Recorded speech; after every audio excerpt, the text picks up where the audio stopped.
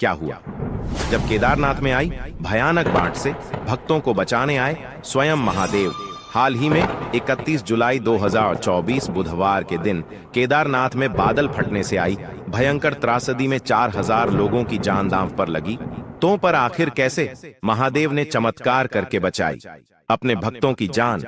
आज की वीडियो में एक बहुत बड़े चमत्कार से आपका परिचय करवाने वाले हैं, जो इस बात का प्रमाण है कि अगर भक्त के मन में भगवान के प्रति गहरी श्रद्धा है तो हर परिस्थिति में वे उसकी मदद करने जरूर आते हैं। आगे बढ़ने से पहले बाबा केदारनाथ के सच्चे भक्त इस वीडियो को लाइक करके कमेंट बॉक्स में जय श्री केदार जरूर लिखें। केदारनाथ ज्योतिर्लिंगों को 12 ज्योतिर्लिंगों में से एक माना जाता है, जिसकी यात्रा बहुत कठिन होती है। और जब इस कड़ी चढ़ाई को पार करके भक्त अपने भगवान के दर्शन करता है तो वह धन्य धन्य हो जाता है। उसके अंदर ना तो अभिमान होता है, ना ही किसी प्रकार का मोह। लेकिन कभी कभी यही यात्रा भक्तों के लिए इतनी खतरनाक साबित हो जाती है कि उनकी जान पर भी बन आती है। जुलाई 2024 के महीने में उत्तराखंड के हर क्षेत्र में भयंकर वर्षा का प्रकोप बरस रहा था, लेकिन इसके बावजूद केदारनाथ यात्रा के लिए कई श्रद्धालु रोजाना पहुंच रहे थे। और इन्हीं में से थे सुमित शुक्ला, कृष्णा पटेल। ऋषिकेश में कुछ दिन बिताने के बाद वे लोग जुलाई के महीने के अंत में केदारनाथ के लिए रवाना हो गए। लेकिन उन्हें इस बात का अंदाजा नहीं था उनकी यात्रा जिंदगी में वे कभी भुला नहीं पाएंगे। पांचों ही दोस्त एक दूसरे से काफी जुड़े हुए थे। बुधवार रात करीब 9:30 बजे केदारनाथ यात्रा करते हुए वे पांचों दोस्त लिंचौली के समीप जंगल छट्टी में पहुंचे थे। उस समय तक यात्रा के दौरान हल्की फुल्की बारिश बनी हुई थी, लेकिन अचानक एक ऐसी आवाज आई जिसे सभी को भयभीत कर दिया। वह आवाज ऐसी लग रही थी मानो भयंकर बम विस्फोट हुआ। तभी सबने महसूस किया वर्षा का स्तर अचानक से बहुत ज्यादा तेज हो गया है। बादल फटने से गौरीकुंड केदारनाथ पैदल रास्ते पर भारी बारिश के बाद भीमबली में 20-25 मीटर का मार्ग बह गया तथा पहाड़ों से बड़े बड़े पत्थर आ गए। इसके बाद रामबाधा भीमबली लिंचौली का रास्ता पूरी तरह से बंद हो गया, जिसके बाद भयंकर वर्षा से केदारनाथ यात्रा रूट पर 30 मीटर की डेचक मंदाकिनी नदी में समा गई है। सुमित शुक्ला, कृष्णा पटेल, मन्नू, चिराग और सचिन बहुत ज्यादा घबरा गए थे। इस भीषण वर्षा के कारण केदारनाथ यात्रा को भी अनियमित काल तक रोक दिया गया था।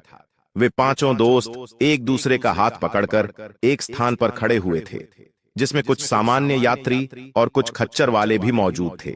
लेकिन समय के साथ वर्षा का प्रवाह बहुत तेज गति के साथ बढ़ता जा रहा था।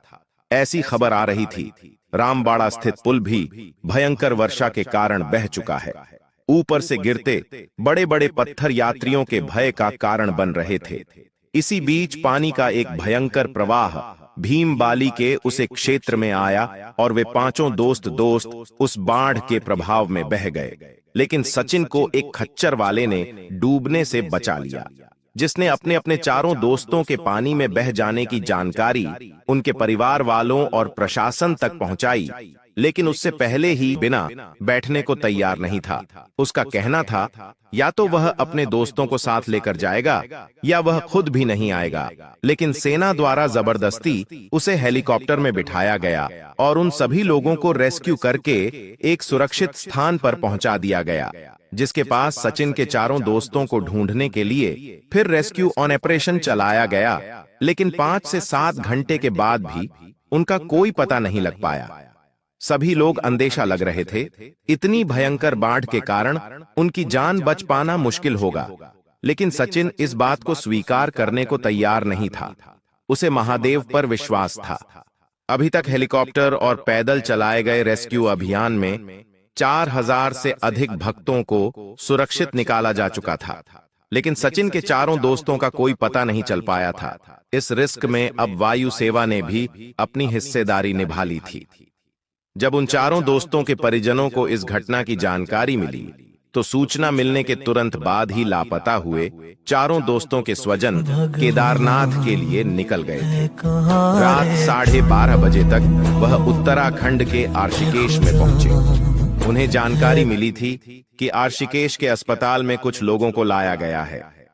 हालांकि अभी तक उनके बच्चों का पता नहीं चला है जहां उनकी मुलाकात सचिन से भी हुई। सचिन के अंदर बहुत ज्यादा अफसोस था, क्योंकि वह अपने दोस्तों को नहीं बचा पाया था। लेकिन मन्नू के पिता, जिनका नाम अनुराग था, वह सभी को एक हिम्मत दे रहे थे कि हमारे बच्चे बाबा केदारनाथ की शरण में गए थे। अगर उनकी नीयत साफ थी, अगर उनकी भक्ति में सच्चाई होगी, तो यह बात उनका बाल भी बांका नहीं कर पाएगी और महादेव उनकी रक्षा जरूर करेंगे।